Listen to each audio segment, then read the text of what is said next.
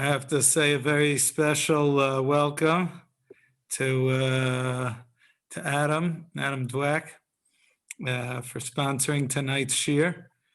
That's very, very special, and I'm very moved and touched, and always great learning with you. Tani Pollack. Oh, okay. I see the block. Mirz Hashem. At some point, I'll get to see you. Yoni, nice having you back.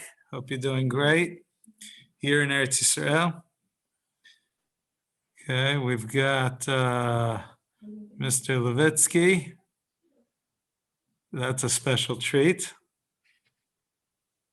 as Mr. Levitsky's son is just about to draft this coming week.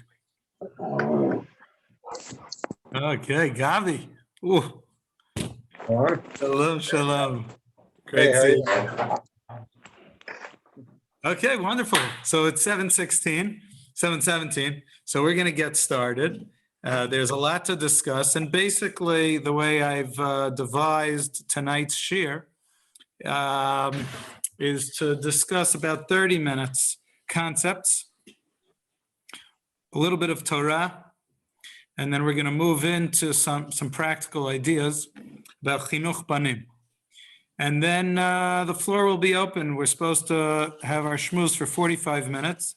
So at about 7:45, there'll be 15 minutes available for anyone who has questions on the topic. Obviously, if anyone has a question that's too personal, that they don't feel comfortable discussing in public, and they can't make it a general theoretical question about my friend, so feel free to reach out to me.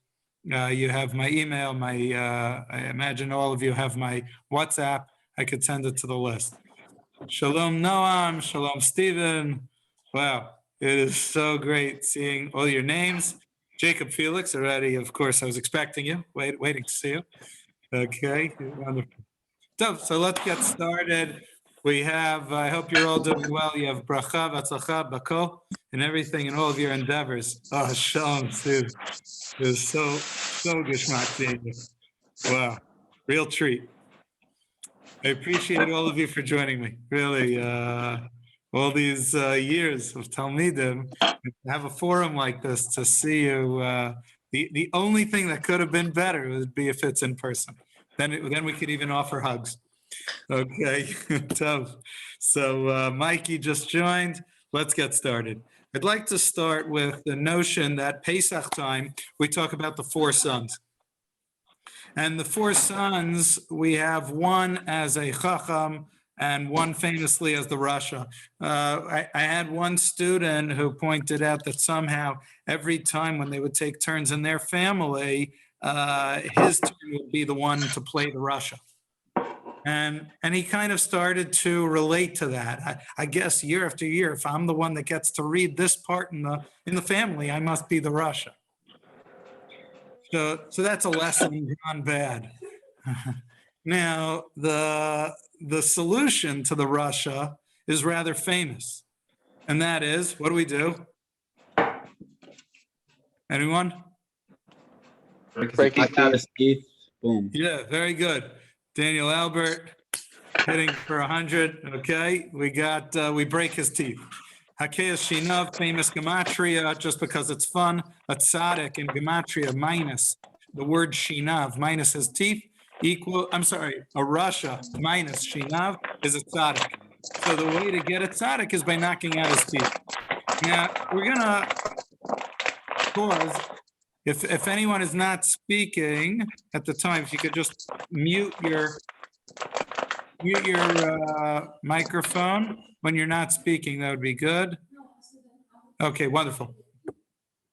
Let me just get a slightly different view. Okay, fantastic. So there's something very famous about the hitting of the rock, and the hitting of the rock causes water to usher out.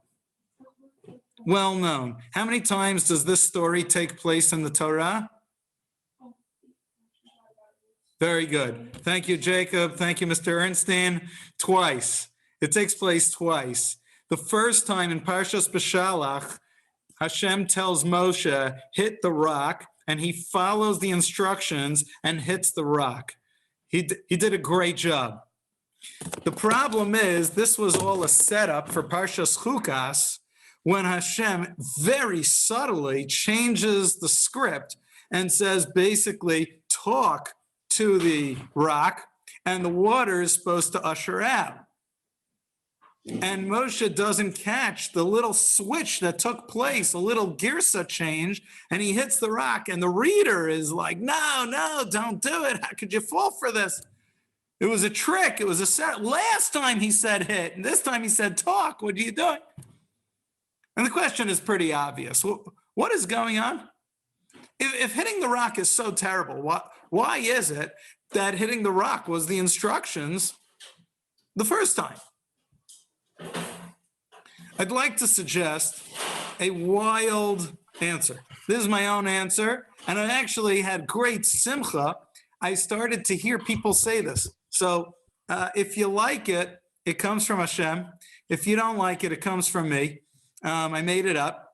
It's a composition of a few other interpretations.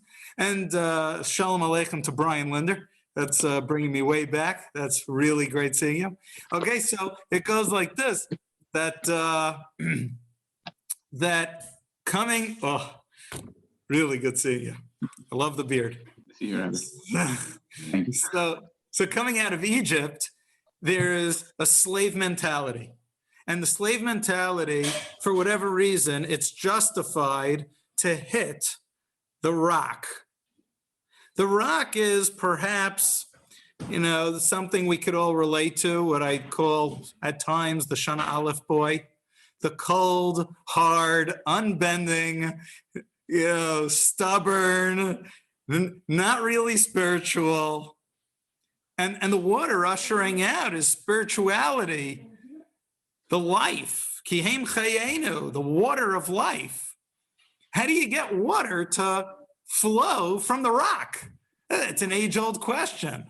And that is Chinuch Banim, the question that we all have to deal with. Shalom Aleichem Ben. So Aleichem Shalom, Rabbi.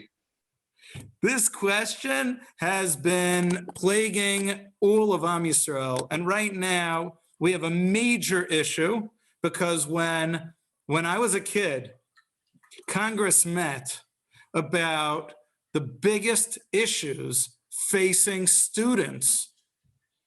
And some of our parents online here can relate to this, those that were around in the 70s and 80s.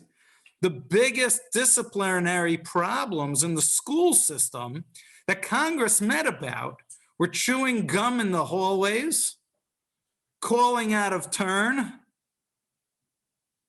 Right? These are the biggest problems. Kids not finishing their homework. Well, Congress met again in the 90s, and it's a whole different ballgame. Teenage pregnancy, knives, drugs. These are the big problems. We've moved, we've switched. And so it is possible, and I'm going to propose that there is a switch in culture of how we relate to, quote unquote, the Russia, who's actually asking a question, versus how we deal with him today. It could be that there's a cultural change, and what was in yesteryear can no longer be the approach today. So back in the day, if the answer was hit the rock, maybe that somehow works for coming out of Egypt. But going into Israel, 40 years later, the question arises again.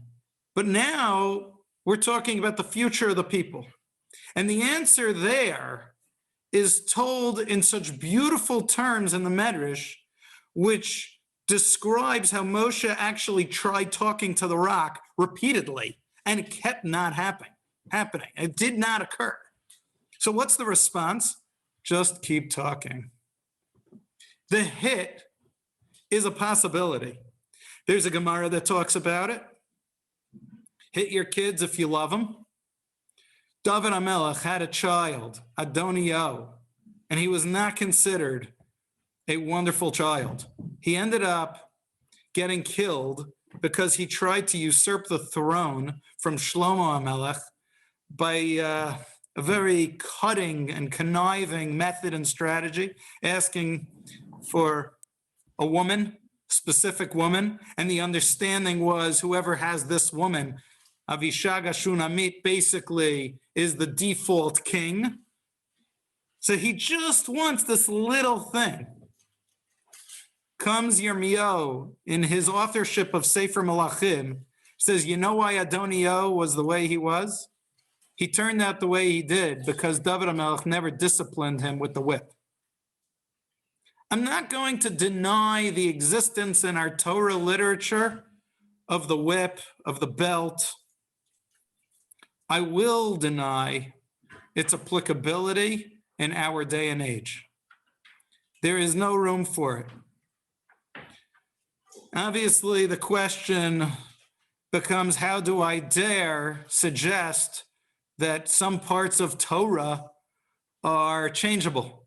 If this was a Gemara, if this was a Yerushalmi, if this is a Rambam that you could fake anger, well then, how can I, little me, dare to contradict the Torah and our Torah sources? So I'd like to point out that there are different kinds of Torah sources, and this is not the beginning of me suggesting let's not wear tefillin and let's sing Shabbos Day Zmiros Friday night. Just kidding on that last one. You could sing whichever Zmiros you want. Okay, so where's the room for this? So I'll tell you a fascinating point. In the Haredi world, they have an in-house psychologist resident, in-house resident. His name is Rabbi Noach Orlowek. And Rabbi Noach Orlowek is a giant. He has a few Sfarim that I love. One is called My Disciple, My Child. And the other is called My Child, My Disciple. Two beautiful books. And he spoke in Ramat Beit Shemesh about 20 years ago, and he said he has a haskama from basically every gadol hador in the Haredi world. And he came out with 4 prohibitions against hitting our children. 4, including a patch. The patch. It doesn't hurt. It's not meant to hurt. It's just meant to give a little display of my disappointment. Look, I'm a little disappointed. Don't hurt the kid. I just showed my disappointment. Number 1, it's addictive. You get exactly what you want right away. When you get exactly what you want right away, the kid shuts his mouth, he stops, he ceases from the action because he got smacked. It's addictive, number 1. Number 2, it almost never meets a fair consequence for the action done. I'm only going to point out 3 of his 4, and we're going to focus on the 3rd. Number 3, we have to discuss what the point is. The point is we want our children to know we love them. We have to figure out if there's room for frustration. Because if my child walks off at the end of the interaction, where my child feels dad was very frustrated, so frustrated with me that he doesn't love me right now, then we have stepped onto a platform of incredible danger and risk. Unfortunately, in today's day and age, our children are raised with all sorts of risks and dangers that can occur. One of the worst things that could possibly happen is that something will occur, something will go wrong, but we are not the address because our children don't feel comfortable telling us. Something could go wrong because of something that they did that was irresponsible, and they feel terribly guilty. As men, there are all sorts of areas that could happen. A slide can occur. And then there are things that could happen to them where they weren't involved, as they were only victims of the experience. And I have to make sure at all times that no matter what occurs to them, I want them to know I'm their address. I want them to know at all times they're loved. Because if, with the complexities of today, if somehow they don't think they're loved, they're not going to come to us. How many things are available to experiment with? Lots. Lots of horrors that are awaiting our children. Which of those children will decide to experiment? Well, I can tell you one thing. The more our children feel loved, actually loved, actively loved, the less likely they will experiment with things that are harmful to them. And I think that is really the overarching goal. When we get into any discussion with our children, we have to wonder, what is my goal? Do I want my goal that I'm the dad here and everyone's going to know that, and that's going to be the bottom line? I'm dad, you're kid, and you don't have any right to exist. You don't have a right, kid, to talk up. So there's one word that I like to say makes all the difference in the world. And that is already or only. It's one little word, but it makes all the difference in the world. My kid is already 5, and he's talking to me that way. If we can replace that word already with the word only, he's only 85. Give him some time. He's only had 85 years to figure this out. I believe with my mother that no matter how old I get, my mom's going to be saying only. He's only 95. It's okay. He still has time. And because I know I have a mother that's like that, that's always accepting, always loving me, I know I could always speak to my mother. And I'd never stray from my mother. You cannot guarantee anything with your kids. You can't guarantee what kind of nature they're going to have. Sometimes their nature, the way they come out of the womb, is already laden, predestined to have certain issues, processing issues, that they don't understand the love that you're trying to give them. And sometimes it's truly not your fault. But we have to keep trying, go back to the drawing board and keep saying, what could I do to make sure my kid loves me? I have to tell you openly and admittedly, nobody taught this to me when I was your age or when I was a young father. No one addressed these issues. The schmooze is basically the schmooze of whatever you come across in the Gemara. Yeah, every now and then a little potch can hurt. It can hurt, because ultimately what I'm driving at is that there's no room for frustration expressed in front of our children. So what do you do if you're frustrated? And I've gotten frustrated. There's a lot to be frustrated about. Your child speaks to you in a way that you would never have thought of speaking to your parents. And I can guarantee it only picks up, the chutzpah level only picks up with the generations. Your children, I'm not chas v'chalila hoping this,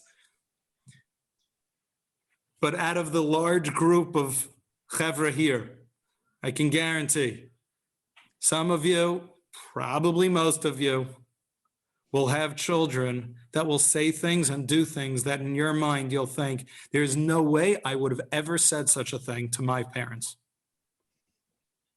And you have every right to feel hurt. The question becomes, how do we view them? Let me try to give you an insight that maybe can help you with the way you look at them. The insight goes like this. I've used this example many times. So if you've heard it from me in the past, please bear with me. Chazara is good. It's good for me as well. For anyone who's familiar with Stephen Covey, 7 Habits of Highly Effective People. So he gets on the A train at 181st Street. That was my stop, Washington Heights. And he goes downtown. And at 125th, this man gets on the street, on the subway with 4 children. And those 4 children have zero discipline. They're running around, making noise, jumping on the chairs. And the man, the adult, the parent, sat right next to Dr. Covey. And Dr. Covey is getting increasingly upset, at which point he just turns to the man sitting next to him. I don't understand. Where's your discipline? And the man turns to Dr. Covey and says, you're absolutely right. I just got on at 125th Street, Columbia Presbyterian Hospital. My wife just died. I don't really know how to deal with it. And I guess they don't know how to deal with the loss of their mother. If, I think Jared, if you could just be, I control. Okay, there. Okay, Seder. Hopefully you could come back later. Good seeing you. So Dr. Covey describes that minute, all the anger dissipated and turned into compassion. What could I do for you? He felt so bad. Your wife just, mother, just, what could I do? Now, where did the anger go? Did he deserve to actually be upset that children were undisciplined? Once you understand the background, everything is okay. So listen carefully.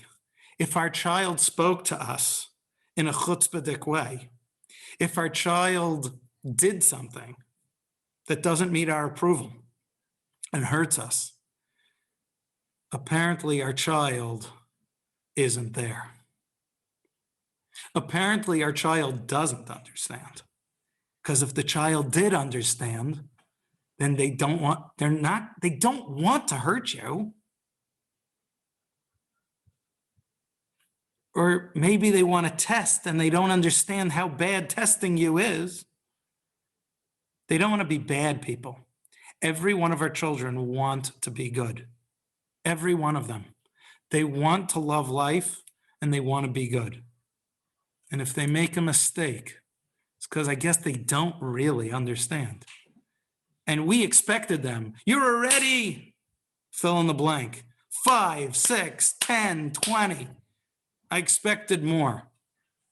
Well, when we talk that way, that doesn't endear them. It doesn't develop the lesson better or faster. We, as parents, have to look at them and say, wait a minute, mate, I guess they don't understand yet. And if I could just look at them that way, I know that no matter what they do or say, I know they want to be good. And I know they want to be loved. And I know I have to make sure that I end this interaction with them feeling loved. So then the way the discipline speech comes out is, listen, that really hurt me, but I want you to know I love you dearly. I want you to understand why it hurt me. And in the beginning and in the middle and the end, you remind them how much you love them and you give them a hug. That's what I think is our obligation of Chinuch Banim. There's an answer to the Russia of the Russia of the Manishtana, the Russia of the Dalit, of the four sons. But now, what I didn't tell you is the source of the chutzpah of that son. Listen carefully. There are 4 times in the Torah when the Torah talks about teaching your children. When your kid asks you, what is this? And twice it actually doesn't, the child doesn't ask, but rather you just offer it. All 4 of them are in the context of when you come to the land of Israel. Tomorrow. And let me explain what tomorrow means. Tomorrow means when you're not in slavery in Egypt anymore. So you don't feel the need and that which binded you and obligated you to commit. You're suffering out in Egypt. Hey, you want freedom? Yeah, sure, I'll take anything. Fantastic. Do 500 knuckle push-ups. Okay, we're there. Absolutely. Just get me out of, right? We're just going to have 613 mitzvot. Oh, yes, just get me out of slavery. Well, tomorrow you're going to go into Israel, and the Torah describes what it's going to be like. It's going to be wonderful and amazing. And the kids turn to you and say, so why are we doing this? And they're just like wondering, so Dad, like, I get it. Like you were slaves, but we're not. And we don't feel any need to be committed to this thing. And all 4 instances, that is the context. Ki yaviacha Hashem Elokecha el haaretz. When Hashem, I challenge you and encourage you to look it up, and you'll see before each one of the 4, this phrase, Ki yaviacha Hashem Elokecha el haaretz, when Hashem brings you to the land, with one exception. The one that Chazal chose to be framed as the Rasha. You know what it says over there? It changes the language just a little. Ki tavo el haaretz, when you come to the land. Meaning I did it. I done it. It was all me. Not when God brings you to the land and they're wondering, so what's with these mitzvot? An innocent question. Ki tavo, Chazal come along and label that one. The boy who really doesn't understand his hakarat hatov at all. He totally doesn't see Hashem in having been brought to the land of Israel.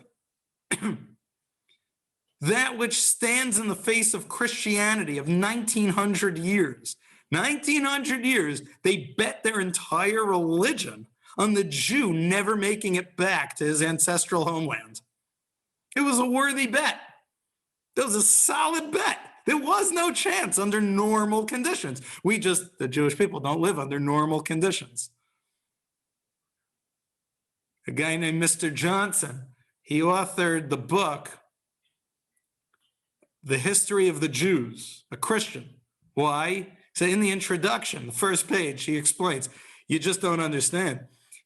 The miracles that took place to the Jewish people are not believable. I figured I would have to do a full thesis on the Jewish people to understand how grand these miracles are. Paul Johnson, History of the Jews, first page. It's a great write-up. It makes sense to see God in the rebirth of the Jewish state. It makes sense to see God in so many times of our history. And this boy comes to the land and takes all the credit. It was all me. I don't see God at all. Why do we have to do this? There is no God. How ungrateful. That's the Russia? So ungrateful? And I'm coming along and telling you, with you, I'm speaking with you, the way I hope to raise my children with whatever time I have left with my children, because we know that I've already had some years, and those years I can't bring back. But there's no end. As long as we're here on this planet and our children are here, as long as we're all alive, there's no end to the possibility of having this approach. I want my kid, no matter how chutzpahdik he is, no matter where he ended up, with my bracha, without my bracha, I want him to know I love him dearly. I had a parent call me, and it was a girl very close with the family, and the girl was dating a boy who they didn't approve of.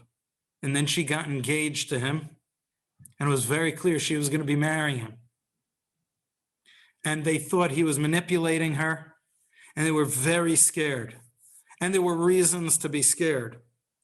But at a certain point, it became clear to me that there was no chance that she was going to be changing her mind. So I told him, I said, listen,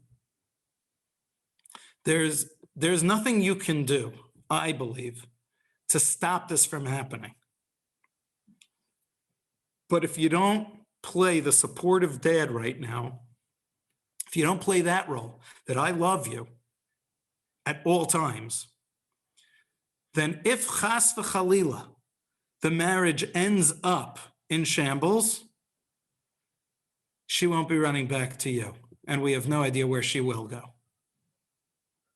You want to make sure that you can't stop everything. The more love, chances are the less damage there will be. Chances are. But if there is damage, then at the very least we'll be there to pick up the pieces, because we'll be invited to be there with the pieces. And that's my spiel for tonight. There's no room to be angry with our children, and our child ends the night thinking we were just angry at them. Dad's angry at me, mom's angry at me, and just angry, period. Doesn't love me. There is zero room for that. If that happened, I understand it. I understand there's a lot of room for frustrations, a lot of room. But we have to then come back and go back to the child and say, listen, I really love you and I want that to be the end. If you felt that I only was pushing you away, I want to take that back if I could. It will slip, it will happen. So Baruch Hashem, there's no end. As long as we're all here on the planet, we still get another chance. So Bezrat Hashem, with this in mind, going into Pesach, we all think, the night of education. So I'll tell you one last thing about the night of education. It's 7:49. I told you we'd end around 7:45. Give me 3 more minutes. Growing up, I found that the Pesach Seder, I love the Pesach Seder my whole life. I loved it. But I did note something funny. Whenever I was looking for something to say, I'd take some Haggadah with commentaries, as did everybody else. And when other people were talking, I was looking in my Haggadah to find something to say. And I noticed the same happened, it was reciprocated. When I was talking, everybody else was looking in their Haggadot and not listening to me. And I noticed that that's what everybody does. The women are kind of burnt out. They're done. They really put all their efforts in, whether it's cleaning or cooking, and they're just done. And the men go and have to make a very strategic decision. How do you want your Pesach Seder to go? Do you want it to go adult-focused, so the adults walk away with something, but the children then have no place at the Seder? Or will it be child-focused, in which case it's highly immature and the adults gain nothing other than stains from the red dye that they threw, when it was blood time? And there is no happy medium. How do you make it both important for the adults and the children.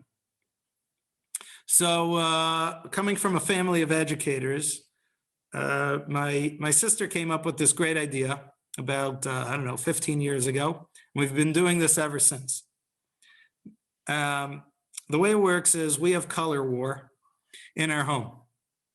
I kid you not, there's no winner because everybody wins.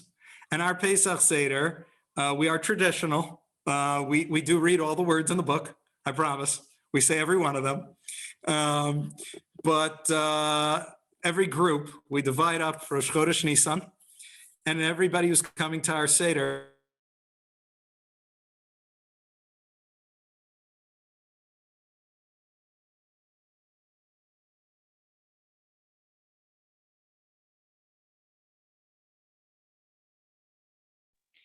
The suspense is killing me. I was wondering if it was only me. Okay. Yeah, I thought so also. I guess we'll never know. Gavi, how are you? Hey, what's up?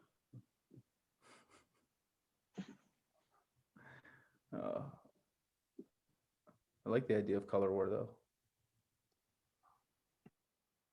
Should we all go around saying what year we went to late? Sure. Okay, I think I was 15, 16, 16, 17, something like that. It was 03, 04, 05, 08, and 09. Matan, you might be the guy who went the most years, but not in a row. No, I was 04, 05, 06, and then I also came back with 09. Yeah. Came back as like a madrich or something, or? Yeah. My time I came back as Madrid in the same year. Mm-hmm. By the way, I think his internet may have gone out because he left the group. Oh. Or he was just upset and no, I'm joking. Wait, so I didn't get it. How does color war work? That's We the don't point. know. how it works. We don't get to know that. I've never Yeah. been there, but I think I've heard him speak about it, like in passing. I guess Yeah, they just, he has. It's not the first year he's done color war. It's they just make it really fun, I think, or something. I don't know. I mean, we're all winners, so there's that. We'll see. Ben, Hey, how are Ben, you? Ben, are you in Florida? Yes, sir, I am. Where in Florida do you live? A little known town called Miami Beach. I don't know if you've heard of it. I've not only have I heard of it, I've been there. Wow. I'm Yeah, actually no, moving to Hollywood probably. Imagine in a Jewish guy being in Miami Beach. Who just said they're moving to Hollywood? me. I can't see. Well, I need a. It says Switch. Sammy, but I go by Tzvi. But yeah, Oh, there we go. It didn't move yet. Oh, very nice. When are you moving? Probably summertime. Because my wife's going to marry for podiatry in North Oh, Miami. don't come in the summer. It's the worst. It's like 155 degrees here. I'm so Actually- excited for that. My brother and sister-in-law are moving to Boca. Raton. Yeah. I don't know. I live in New York. I feel like everyone from New York's leaving New York. So They are. There's two. Yeah. There's two new couples moving to South Florida like every other day. It's crazy.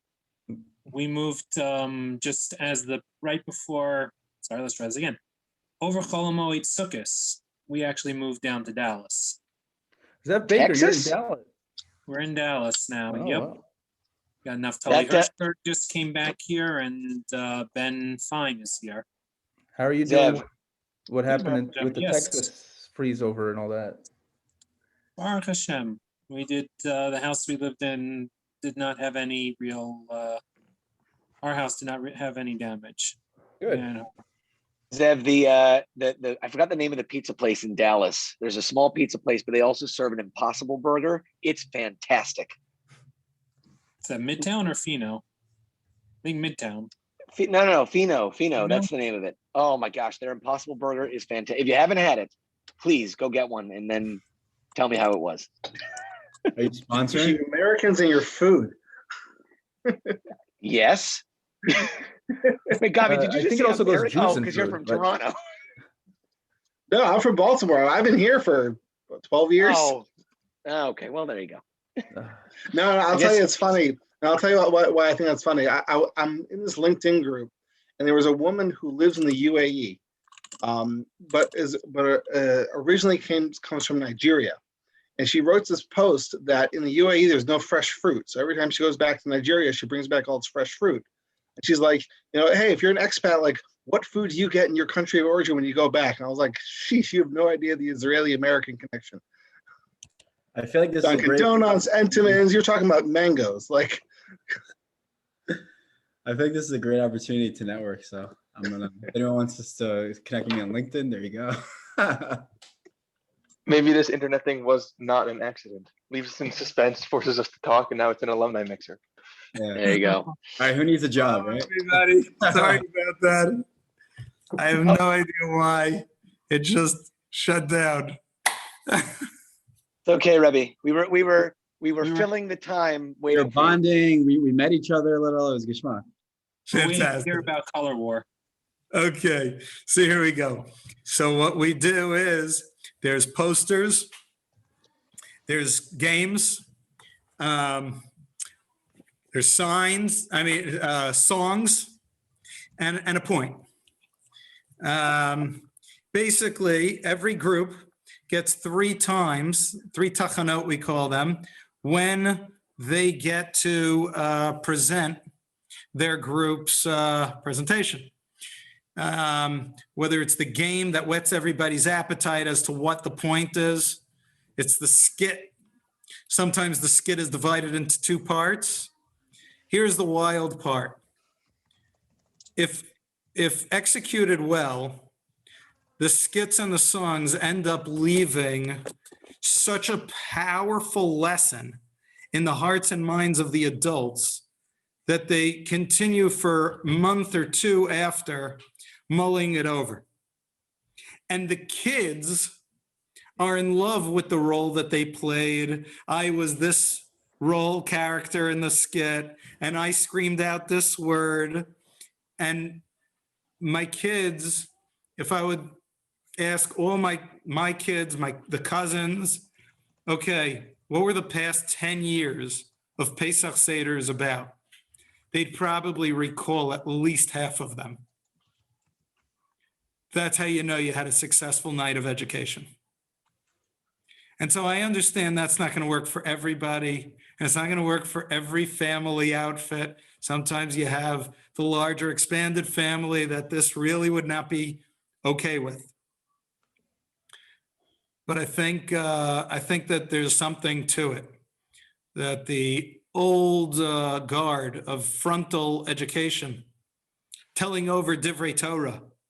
You could collect 100 Divrei Torah and everybody walks away, their head is swimming and they're not really sure what they got from the experience. Or you could try to hone in on one lesson, a lesson that you're going to grow from, and figure out a really fun way, but an important way to relay it. It's not putting plastic frogs on the table because we said the word Svardeya, cute, we've got plastic frogs.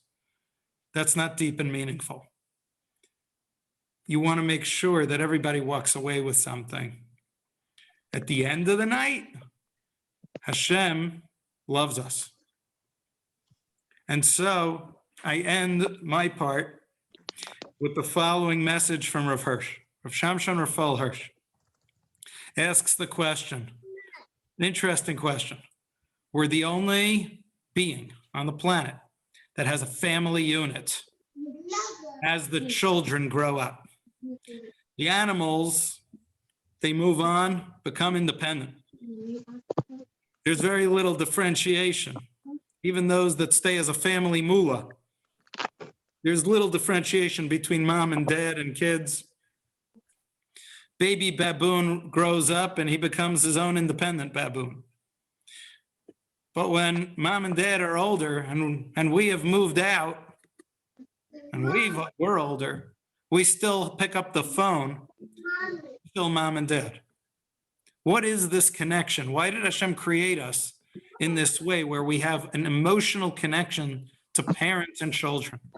And Rav Hirsch said, you cannot possibly convey the relationship with Hashem unless you have something in the world that can mimic it. Hashem loves us dearly. You're the ones, and I join you, having joined the Parents Union about 20 years ago. We're the ones that have the obligation to convey that message that Hashem loves us, loves our children. There are hard things in life. That's what you want to convey at the end of the day. Shem loves us and we love our children. And B'ezrat Hashem, if our children realize that we love them so dearly, then we and our children will realize and feel how much Hashem loves all of us. So the floor is now open. If anyone has any questions, we'll dip a little bit into a delay. I apologize for the drop of the call, but now the floor is yours. Rabbi, if I may, first of all, thank you.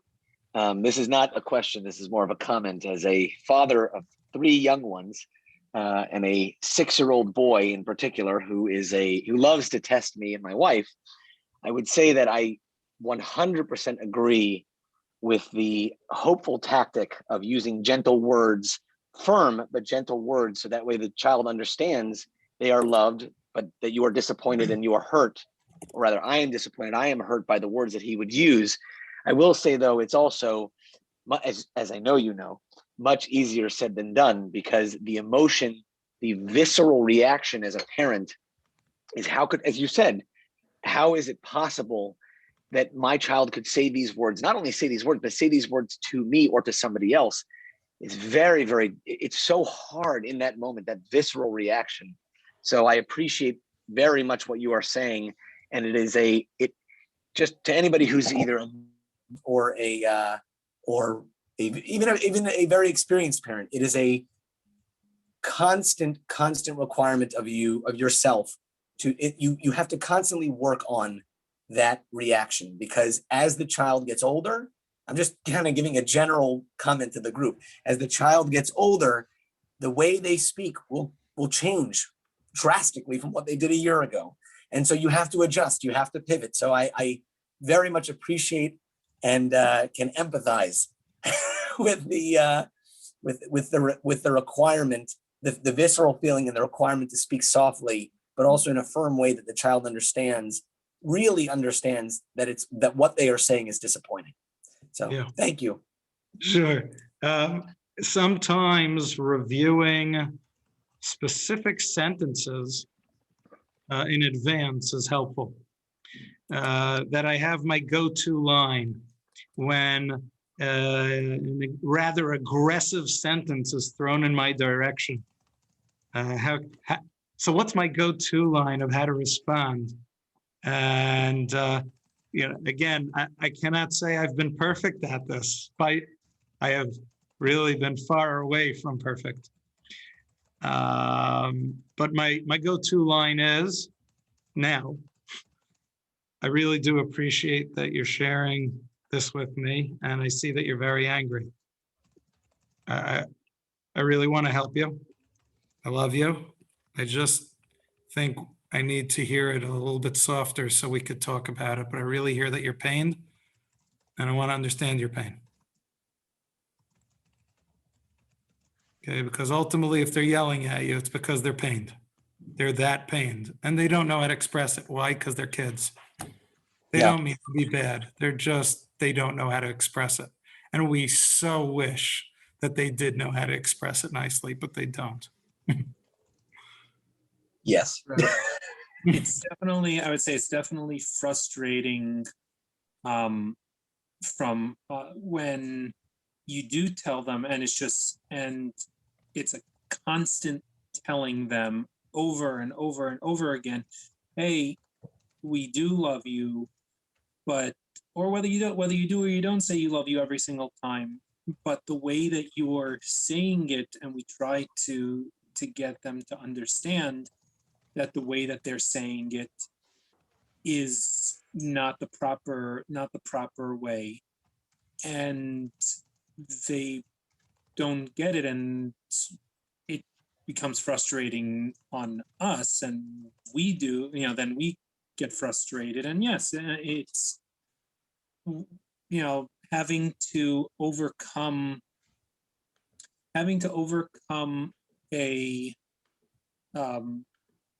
your nature that you grew up with, or the way that things that you've seen. And I've had many different conversations with my brother on overcoming that, on overcoming your personality traits that you've done, and it's a process, and it's frustrating, especially when you see things that meaning myself, dealt with growing up, and continuing the unfortunate cycle of that you see how your child is behaving the same way that at times that you were behaving, and you don't want that, and you want to break that, and you want to break that cycle, and it's difficult. Just putting that out there. Oh, yeah, it definitely is difficult and definitely gets frustrating.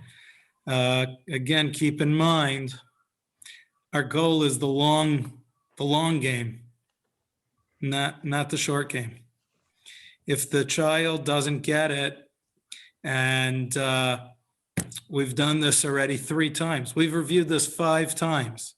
I don't like when you take my tools and leave them sprawled all over the floor. You use them, you put them back. Okay, so we've reviewed this already 100 times. 100 times. Doesn't go in. There's a reason why. There's a reason why it didn't go in. You can't, because you expected it to sink in, doesn't make it go in any faster. It didn't go in. That's the fact. So what are you going to do about it? Maybe it'll go in after 200. Maybe it'll never go in. Maybe there's some things you will never actually successfully teach your kid. But I can guarantee one thing, that if it always ends with love, he'll know you're a yes dad, that you're there with him. And so you're his go-to dad. That's fine. That he never, ever will learn this lesson. It reminds me of an amazing story with Rav Fuchs. Rav Fuchs is known as this great, Olav Hashalom. He was nifter a year ago. He came to Leva Torah once. Some of you may remember he came for a Shabbos. And he told over a story where he's known as one of the great mitpalalim of Yerushalayim, really took tefillah seriously. And he was asked to give an in-service for first grade teachers, where he explained to the first grade teachers that, the way I view tefillah is that you should review the first line of Mat Tovu or Adon Olam, whatever, first line, and make sure every single child understands it fully. And only when every child in the class knows it fully, what it means as they say it, then you move on to the second. And then the third, one at a time. And then he said, and if by the time they get to their bar mitzvah, they still don't know all of davening, I really don't care. The goal is that they should know what they learned, not to race through it and teach them, just say things that you don't know what they mean. That's okay, just, say things. So our goal here, there's no race with our children. My kid, he's gonna know this lesson. If I'm his dad, let me tell you, he's gonna know this one. No, maybe he's a bit slower in this. I have 4 kids. Some are quicker than others in different aspects. This one's quicker in this one's quicker in that. They're all different and all have their challenges. What they all have to know, I can't stress it enough, is that we're in this for the long game. So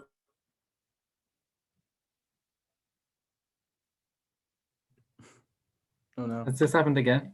Yeah. Oh, no. Uh-oh. It's like It's Rabbi. like right when he's giving us the greatest piece of information that could possibly change our lives forever.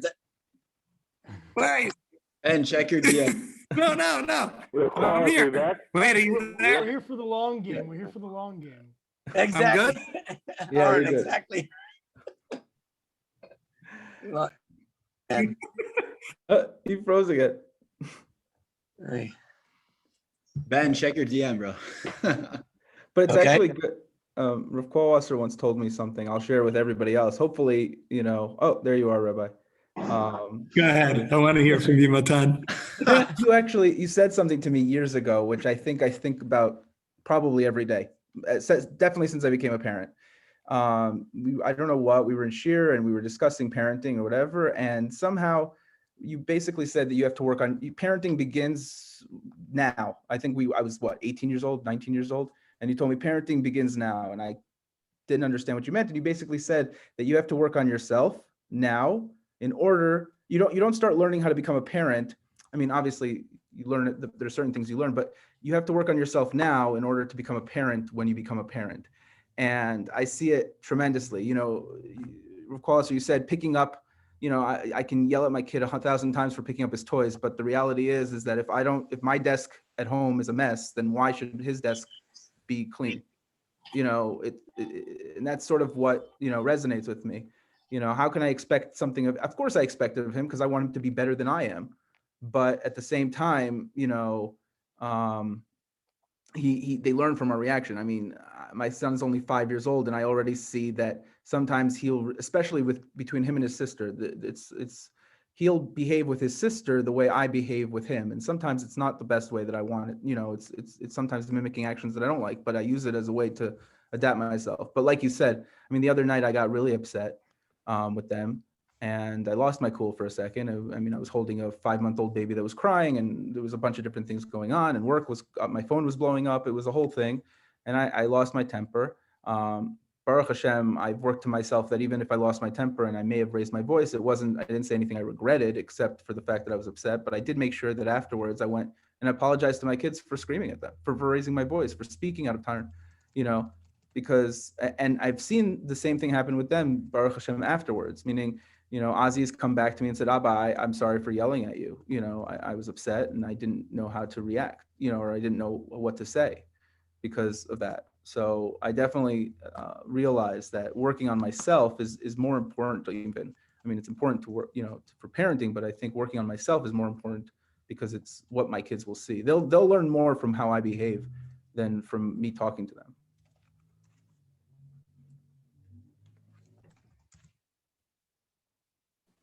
That's awesome, Matan. Thank you. Thank you for sharing that.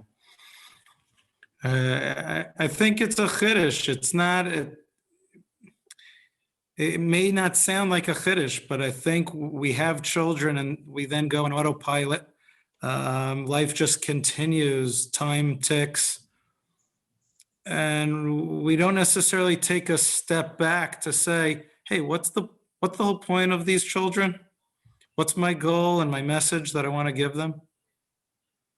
And so I found it helpful personally when I realized that I actually had to take that step back, say, hey, what am I doing here? Because what I'm doing here as a Rebbe is a different answer. And what I'm doing here with my life and my achievements, that's a different answer. What am I doing here as a parent? Is like, oh, right. I have to have lots and lots of patience, infinite patience, to let him know I'm there for him always. I can't always the kid is asking me incessantly for something, and it's a ridiculous thing. And he keeps asking for the same thing over and over again. It's driving me crazy. So you say what you feel. Listen, I love you dearly. This request is driving me crazy because I can't deal with hearing it over and over again. There's just something about this request. Clearly it's important to you. I wish I could give it to you. I wish I could make you happy in the way that you're looking to be happy. I hope you'll be okay with being happy without this thing because I don't feel I can get this for you. And I'm there for you. How does one respond once when you say no, and the child then comes back to you and say, well, why not? Because in my mind, it makes sense why I should get the thing. And just because you don't have a good reason why I shouldn't get it. A friend of mine explained to me to a point where it's possible that a parent could be a bully, and you don't want to necessarily bully your child saying, well, you should do this because I said so. Right. But I don't necessarily have a reason why I don't want them doing what they're looking to do, whether it's be on a tablet, whether it's sitting and watching television. No, I don't want them glued to something. I want them to be cleaning their room, doing something else. And just because you don't want to do it, that's, I understand you're frustrated with that and you want to do something else. Well, do what your responsibilities should be. Well, why should I do that? Because that's what there's give and take in the relationship that we have. You should be, and if you're not doing your part in the relationship, then I shouldn't necessarily be giving you bonuses or giving in to you necessarily on that end. Yeah, you cannot give in to everything. That's correct. I'm a loving parent and I believe that this is going to be damaging for you. I love you too much. I can't allow this. I understand you really want this. I'd love to give you what makes you happy, and I hope you could appreciate that. Me being a worried father, I What? can't allow this. So, Rebbe, I think it can also work not in regards to just negative things that a child wants, and you think that's just not good for them or good enough for them, whatever the case may be. I'll give a positive example, which is also, to Zev's point, which can be grading or graining on a parent, but it could come from a positivity. So Netano, my 6-year-old, is Baruch Hashem, excellent at math. And his math skills have transferred itself to really being inquisitive on lineage and understanding, like going back generations. Like he's asked me who my great grandfather was. And I said, I have no idea. But he's been asking me almost every single day about my great grandfather, who I do know his name and I do know approximately what year he was born, but he asks me the same thing over and over. And what's incredible is it's a beautiful bracha and a gift that he's so good at math and he's connecting this to the family lineage, etc. But at some point I had to tell him the tunnel. I said, sweetie, we got to stop talking about the same thing over and over. I said, let's move on to mommy's side of the family.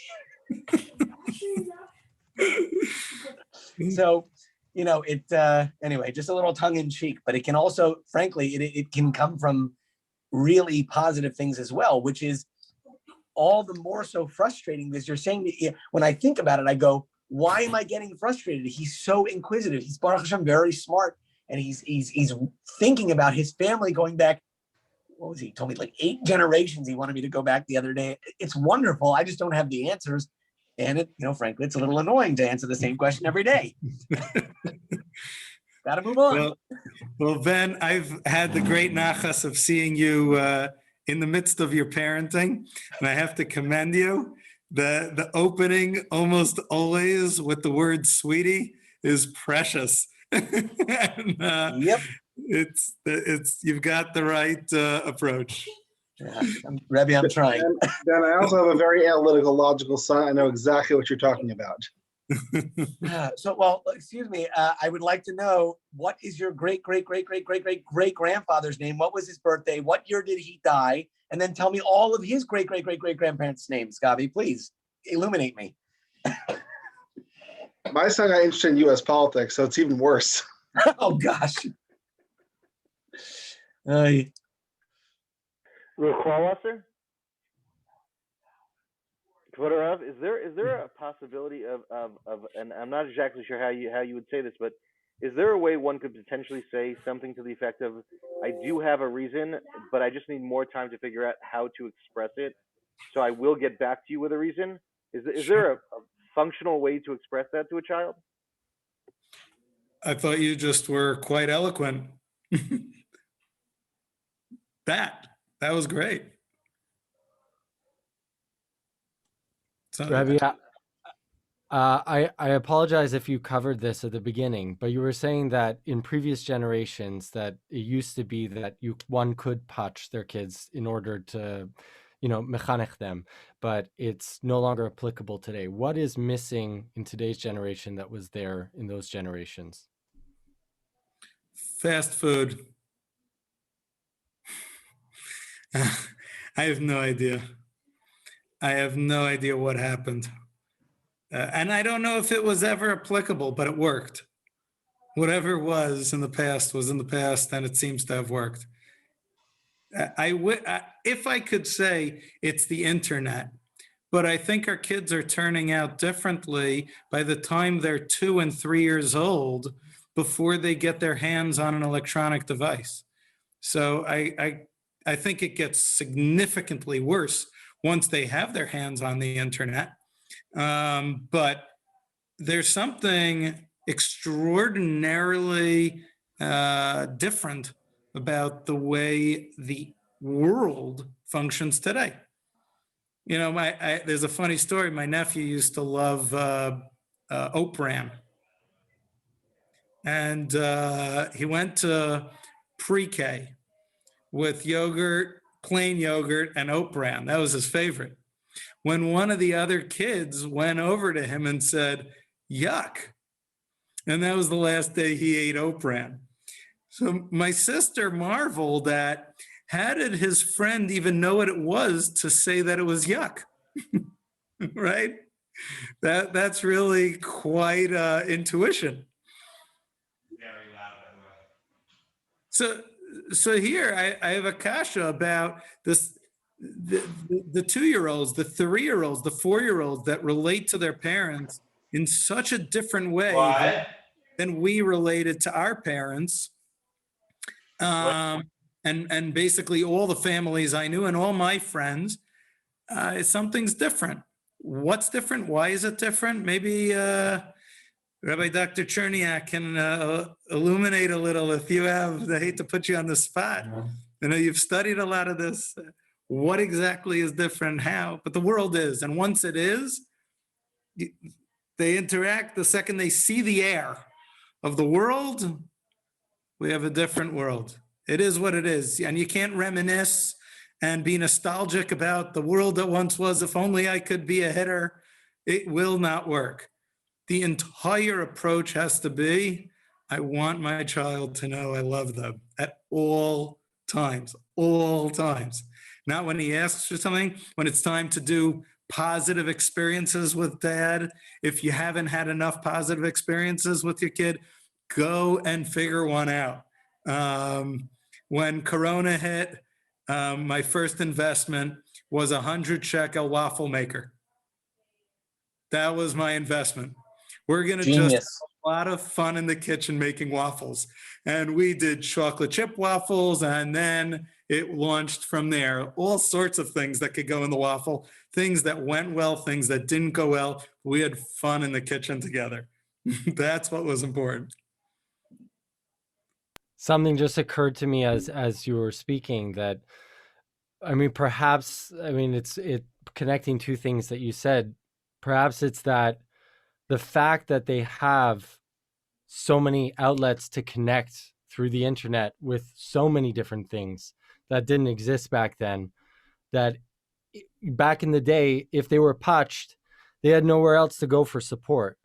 But they can connect with so many different communities, good and bad, on the internet and through so many different channels, that if they don't feel like you are number one to connect with, if things go wrong, you've lost them.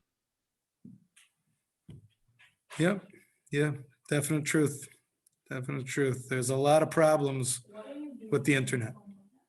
And whatever problem a child has, once he gets access to the internet, gets really unwieldy. While we're on the subject of the internet, do you feel there's any way of like introducing a child to the internet? Because I'm going to guess that in the age we live in, it's unproductive and just wouldn't work to like try and like sequester them from the internet. So I guess how and when would be an ideal age, and I guess in what way as well, to like I guess introduce a child to these things. I'm gonna say from a the Rabbi hat answer. I don't know psychological answer. I'm not a psychologist. I don't know. With the Rabbi hat, I would say the longer you could keep them clean, the better. Rabbi, can I pop in here with my perspective? Yeah, sure. So, as I said, I have 3 kids, and I live in a community, and many of our friends have, 2, 3, 4 kids. And I would say that of our cohort, our children probably use iPads and TV the least. And it's a very, it was a very purposeful decision that my wife and I made, because we did not want our kids getting used to waking up on a Sunday morning and watching TV all day till lunch. Now it happens to be my kids wake up earlier than I do during the week, so they do watch the iPads while I'm asleep. And what can I do while I'm sleeping?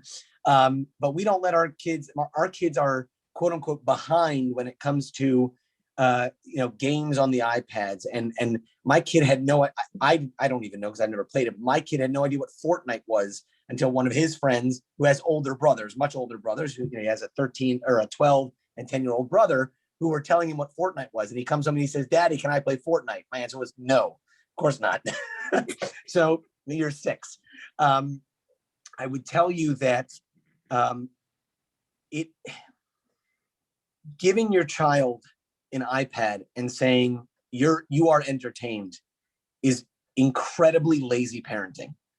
Incredibly lazy parenting, because you're not parenting, you're not doing anything. You're literally saying, go be watched, go be entertained, but not really entertained.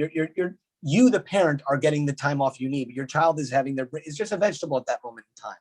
I would tell you that it's, from my perspective, downtime is okay. Allowing your children to watch TV that you approve, or a movie that you approve, again, from my own perspective, is okay if you approve it. But simply having a child sitting there for hours and hours before school, after school, on a weekend is not productive. And yes, it is harder as a parent to take the extra steps to push yourself even more physically, even more emotionally, to say, all right, let's go throw a football outside. And the kid goes, I don't want to play football, or I don't want to do, et cetera, et cetera. It requires so much more of you as a parent. But as Rabbi said, you are playing the long game, and you want to have your children be productive members of the community. You want them to be smart. You want all these great things for them. And sitting at an iPad for 5 hours at a time at a clip is not going to help with that effort. So I would just say that, how and when you introduce, it has to be with what your long-term goal is in mind. Like for instance, I took my kids out to Dunkin' Donuts the other day. I know that obviously there's different restrictions across the world. We're not going to talk about that right now. Here in Florida, as people know, it's pretty open. I took my kids to Dunkin' Donuts the other day, and I took 2 of our friends' kids as well, who are the same age. And one of the kids who is 5 years old, saw up on the Dunkin' Donuts screen, said, "Oh, that's so-and-so," which I never heard of the person, "from TikTok." And my son said, "What's TikTok?" And I was so proud of him because I know what TikTok is. I have never used it, very happy to say, and I could care less. And these 2 kids were like, "You don't know what TikTok is? That's crazy." And I said, "Well, it's crazy." And in my mind, I'm thinking, it's crazy your parents let you go on TikTok. So, I think you just have to be very thoughtful in your approach on how, what, and why you are letting your children watch. Again, just putting it out there, I do let my children watch. I try to limit it to the amount of time I think they need just to be calm and watching something, just to veg out a little bit, which I think is okay. But again, you want to be very, very careful in how much you let it, because once you let a child watch for 30 minutes, they want to watch for an hour. You let them watch for an hour, they're going to watch for 2 hours. And it's very sad, but we know, unfortunately, many kids in our community who on a Sunday are sitting there from 8 o'clock in the morning when they wake up till lunchtime, just sitting and watching the iPad. And my wife and I do not think that it's not appropriate for our kids. Let's say that. Yeah. As our kids get older, some things you'll be able to avoid from occurring, and some things we will not be able to avoid from occurring. And those things that we cannot avoid, again, we want to make sure, as horrifying as they might be, as disappointing as they might be, we have to make sure we're there for them, and they know that we're there for them. We love them at all times. And we're with their pain, we're with their difficulties, their experiments, wherever they go through. And if they just walk off feeling they're a disappointment, then it gets really difficult for them to relate to us. Kwalwasser, can I just add, just as far as the internet conversation, the other thing that kind of comes up, I think, often is to get some of the positives or benefits. Things like a Google Home can be very beneficial because it gives you the opportunity to allow kids to access the informational side of things without necessarily getting some of the negative, either visuals or that time wasting aspect where they can get the benefits of like the conversation or informational side where they get to ask questions and kind of explore and develop that natural curiosity without that, plugging in and kind of getting stuck in something. So that side, that more proactive, positive side of the internet sometimes can be beneficial in that way. Just 2 cents. Yeah. Okay, I'm going to actually have to get going in a moment. I have another meeting. So it is amazing seeing all of you. There's something very, very extra special always. It's noted in a Gemara in Masechet Shabbat, the people who stay till the very end, the tzaddikim. So Sammy, Zev, Aryeh, Gavi, Matan, David, Aaron, Daniel, Rav Shimshon, Nisim, Jacob, Brian, Rabbeinu, Mark, Ilan, Shlomo Glowitz, and Tani Pollack, really, and someone who's on an iPhone. I don't know who that is, but it's great being with all of you. Rabbi, And how could we get the recording of this? Rav Shimshon recorded it, and we'll send it out. Thank you. Yeah, Yosef was asking about it because he didn't have, obviously he couldn't, he was working now, wasn't able to log in to watch it, but he asked to watch the recording afterwards. Yeah, okay, sure. And if any of you have any questions, feel free to WhatsApp me, text me, whatever medium you'd like to use. Right. Bye, חבר'ה. חג כשר ושמח. חג Thank כשר you. ושמח. Thank you. Yeah. Rabbi, I hope to see you soon in Israel. Amen. I really hope it works out soon. I hope to see you soon too.